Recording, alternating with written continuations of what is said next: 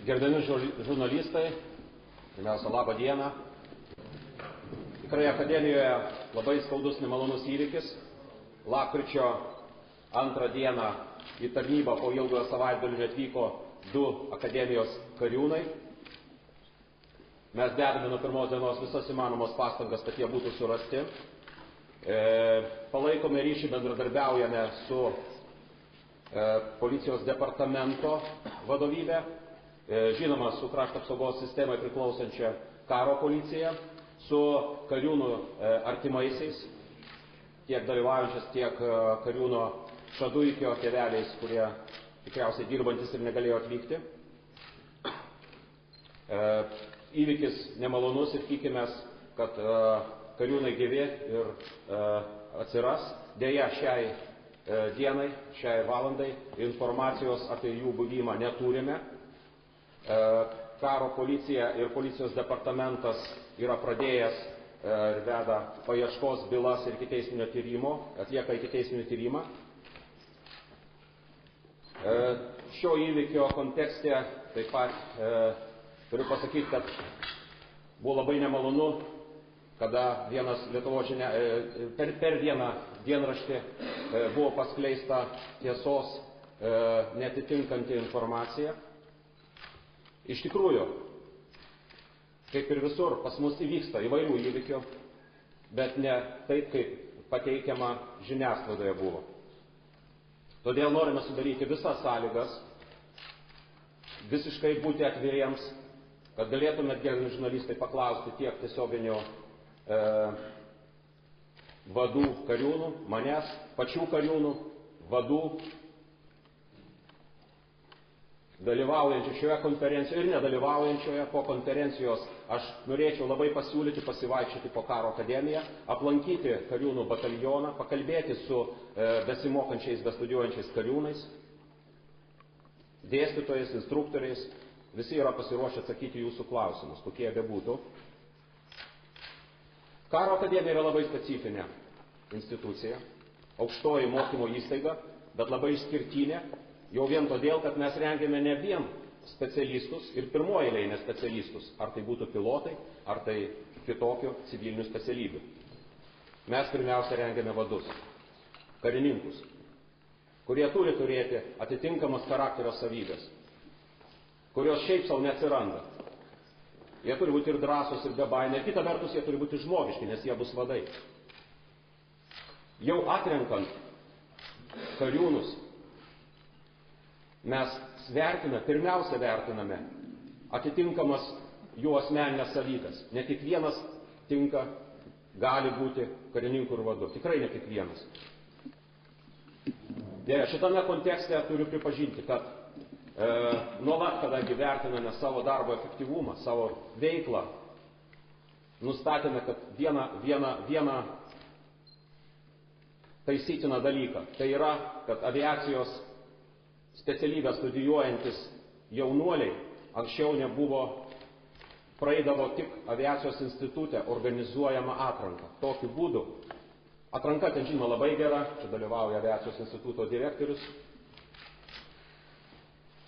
bet jinai orientuota į aviacijos specialybę reikalaujančias savybės. Bet mes keliame tikslą pirmiausia karininkas karys, kaip sakiau, stipraus charakterio. Vadas. Pirmiausia. Todėl jau tai niekaip nesusijęs su šituo įvykiu. Šitą pavadinkim trūkumą nustatėm dar pernai ir jau, kurie šiais metais studijuoja aviacijos specialybėse jaunuoliai, jie studijuoja kartu, čia antras dalykas nustatytas, studijuoja kartu su sausumos pajėgų kariūnais. Specifika aviacijos studentų dar yra ta, kad didžią laiko dalį, jų nėra daug aviacijos specialistų, jie praleidžia aviacijos institute su civiliniais, pavadinkim, studentus. Ir mes siekiame juos labiau geriau integruoti į šią specialybę. Kaip jūs paklausite, šie dalykai mano vardėmi susieta su dingusiais kariūnais, kad jie abu studijuoja aviacijos specialybės. Ir dėja, jiem nebuvo taikoma prieš 4, atitinkamai prieš 5 metus vieno kito pritaikyta speciali atrankos sistema, kuri taikoma sausumos pajėgose studijuojančiams vaikinams. Dėl atliekamų tyrimų ir įvairių įvykių. Iš tikrųjų įvyksta įvairių dalykų karo akademijoje, kaip ir visur kitur. Ir mūsų reikalavimai daug griežtesni. Tai daugelėje mokymo įstaigų tai nėra kažkoks įvykis, drausmės nusižengimas. Kaip pas mus tas pats gali būti. Turime detalų drausmės statutą, kuriuo ir vadovaujamės. Ir kiekvienas įvykis yra fiksuojamas, pradedant nuo Kariūnų garbės teismo, kurio atstovai ir garbės teismo pirmininkas čia dalyvauja šioje salėje, iki generalinės inspekcijos. Ir tyrimai, jeigu kalbėti apie minimo vieno Kariūno Dariaus Šaduikio atveju, jos skundą generalinė inspekcija yra ištyrusi, taip yra nustačiusi kai kurios pažeidimus, ten, kurie buvo pažeidimai, ten nustatė, išsamei ištyrė, labai išsamei.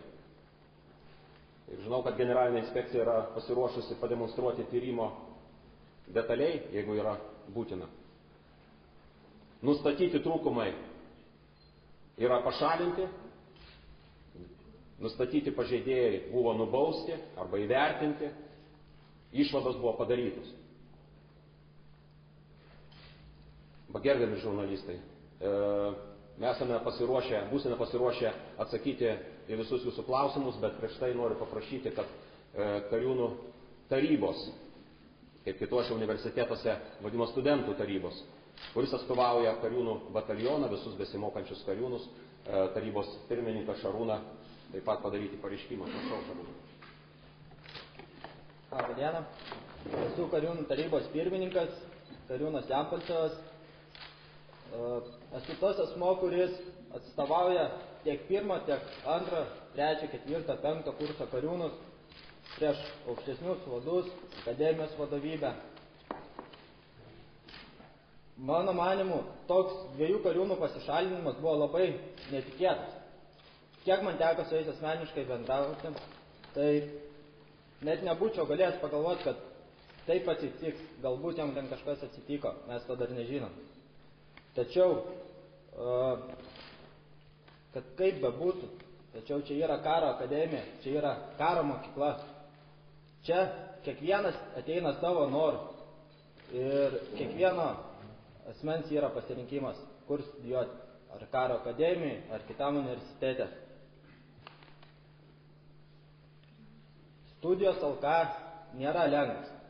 Mes mokomės universitetinių dalykų, mokomės karinio rengimo. Taip pat labai svarbus dalykas karo akademijoje yra kaip vadovo, lyderio ugdymas.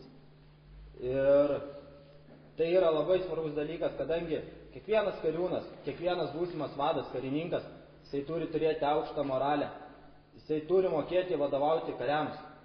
Visų šitų dalykų mes čia išmokstam.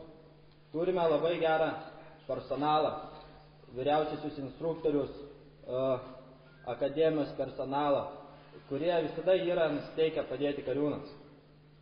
Taip pat, skaitydamas straipsnį, man labai užkliuvo tai, kad yra minima, kad karo akademijoje negalima gauti psichologo konsultacijos. Tačiau galiu šitą dalyką paneigti.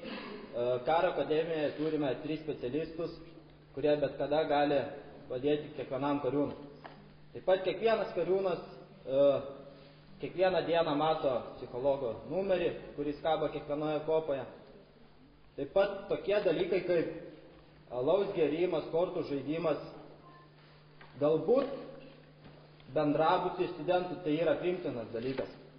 Tačiau man asmeniškai karo akademijai neteko nei kartą matyti tokių dalykų ir kad taip vyktų. Ir žinom, manau, reikia nepamiršti, ko čia visi susirinkom, to, kad kiekvienas įgytų daug profesinių žinių ir kad kiekvienas mokėtų deramai ir tinkamai vadovauti savo pavaldiniams. Reikia nepamiršti, kad čia nėra paprastas universitetas, o čia yra karo mokykla. Dėkoju.